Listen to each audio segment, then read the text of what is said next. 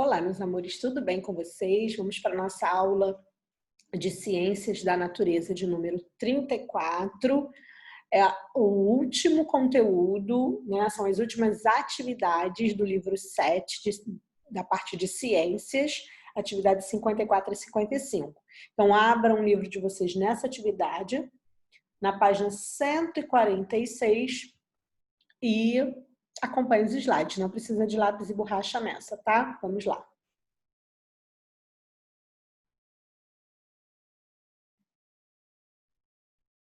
Bom, nessas atividades a gente vai falar sobre o grupo de animais vertebrados. A gente viu anteriormente, nas atividades anteriores, nas aulas passadas, a gente viu os grupos de animais invertebrados, né? Que são, tem uma lista assim um pouco extensa, né? Um número grande de grupos de animais invertebrados. Já os grupos dos vertebrados não são tão grandes assim, né? Não tem um número muito grande. Na verdade, são 5, dá para contar na palma da nossa mão. O grupo de vertebrados são 5 e tem uma sigla que a gente pode usar para não esquecer o nome deles, que não é para. Lembra do para? Mas é param, porque para só tem 4 letras. Param tem mais uma, a 5ª letra, que é da sigla dos vertebrados, tá?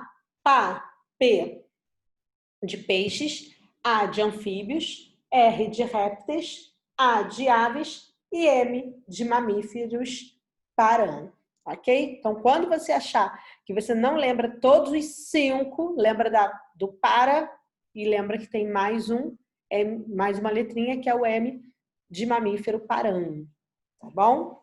Então, eu vou ler alguns textos porque eles são curtinhos no livro de vocês e aí a gente vai vendo as imagens, falando algumas coisas e lendo os textos, tá bom?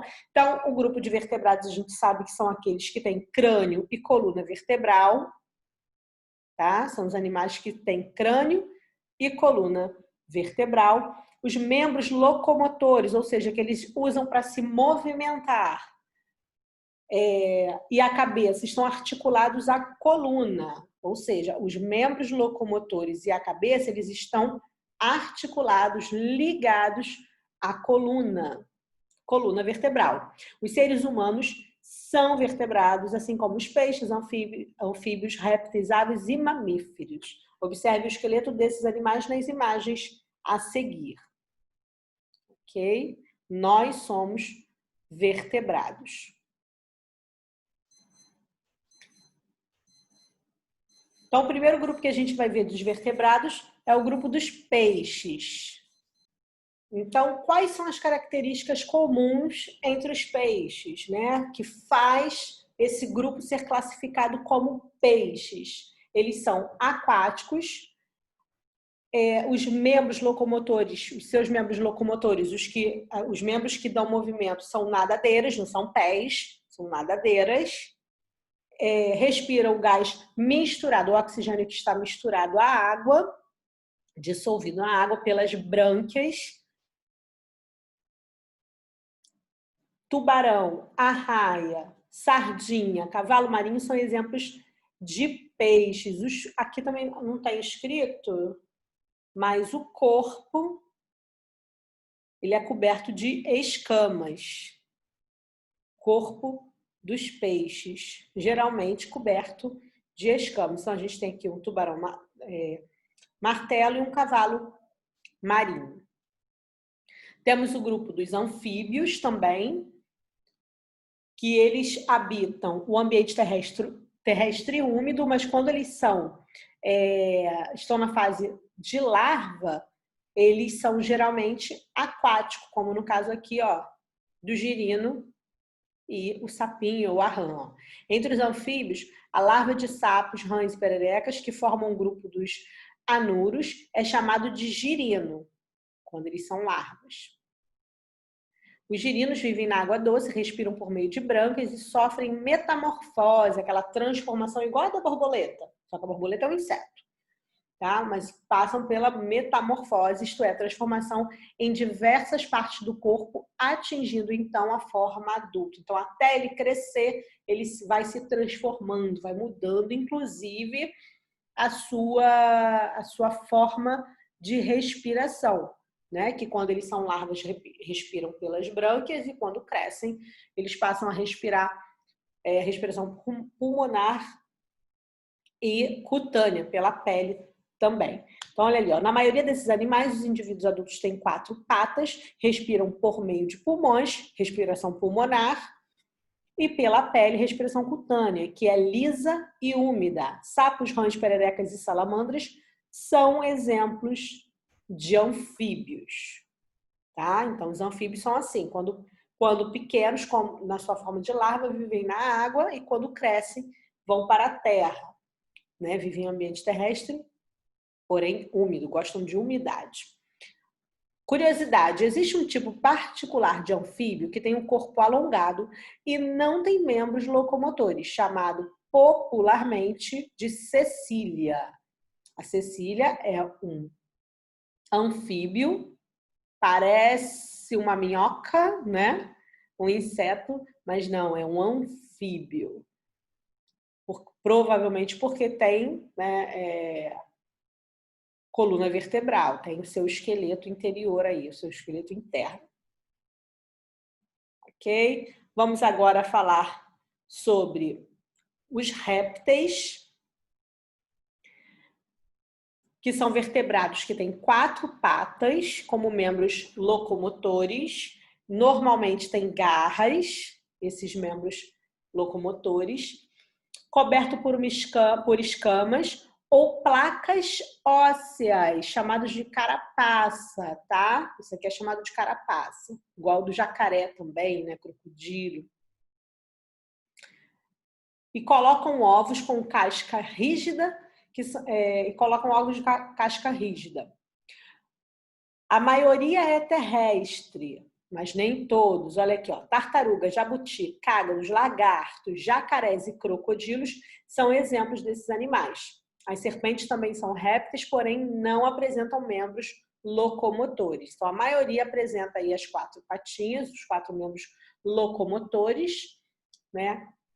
Que na maioria das vezes são patas, mas em outras também podem ser nadadeiras, né? Como, por exemplo, a tartaruga. A patinha da tartaruga parece uma nadadeira, na verdade, né? É um membro locomotor. Por quê? Existe uma diferença. Todos eles são quelônios. A tartaruga, o cágado e o jabuti, o jabuti são quelônios, da família do quelônios. Porém, eles têm algumas características diferentes. As tartarugas são aquelas que são marinhas, vivem na água, tem a diferença do ambiente, esses 3 têm a diferença do ambiente e das patinhas. Tartaruga vive no mar, na água salgada, no mar, e a patinha é como se fosse aí uns reminhos que servem para ela se locomover na água. O cágado, ele já é de água doce, é um quelônio de água doce, vive nos rios. E a patinha, ó, apresenta garras com umas membranas entre essas garras, entre os dedos, que permite nadar. Os jabutis, sim, que a gente às vezes chama de tartaruga, que cria em casa, na verdade eles são jabutis, porque eles vivem, são animais terrestres, vivem na terra e têm as garras, não tem garra, com garras sem membranas. Tá? Eles têm a garrinha, mas não tem membranas. E essa pelinha que fica entre os dedos, para ajudar a nadar. Certo? Outros exemplos de répteis aqui, ó. Serpente e o lagarto. Olha só que legal. Serpentes, lagartos e lagartixas são répteis chamados de escamados, pois têm em comum o tipo de escama que lhes cobre o corpo, né? O seu corpo, eles são cobertos de escama, mas uma escama aí diferenciada. Vários tipos de escamados, como serpentes e lagartos, têm a língua bifurcada, entre outras características. Bifurcado é o que tem duas pontas, assim, ó. Tá? A maioria desses escamados, né? Muitos tipos desses escamados têm esse tipo de língua. bifurcada. Interessante, né? Além das serpentes, existem outros tipos de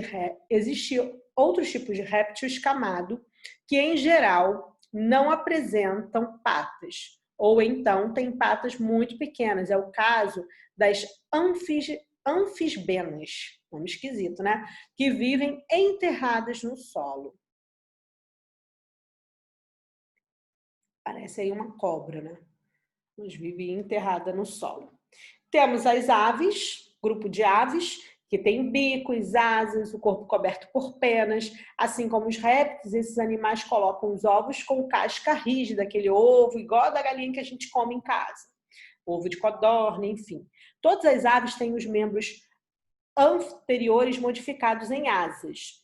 Apenas os pés apresentam garras, que são usados para se alimentar e se prender nos galhos, por exemplo. Então, as aves só têm 2 pés e a parte de cima são asas, né?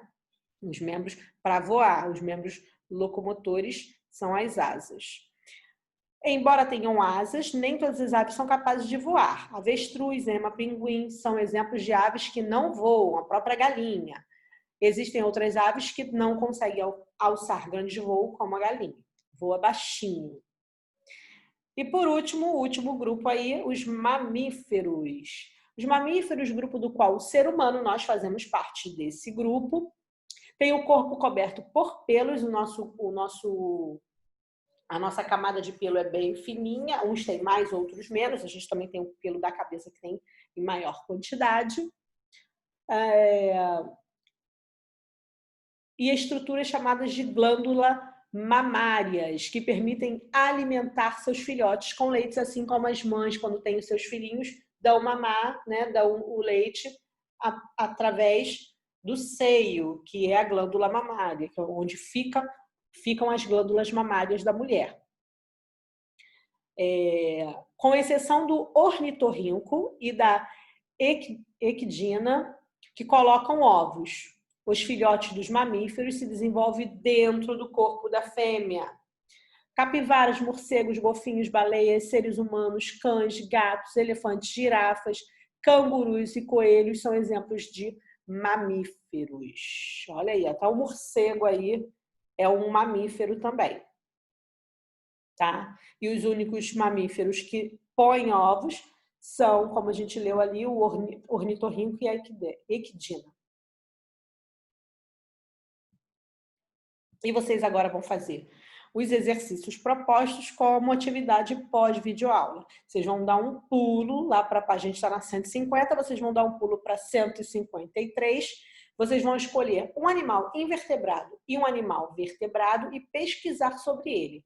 Faça um desenho e anote as informações que achou mais interessante. Então, tem 2 espaços aí, 2 quadrinhos. Um para você desenhar um animal invertebrado e outro para você desenhar um animal vertebrado. Você escolhe. Se precisar, volta nas páginas anteriores para pesquisar, para escolher melhor.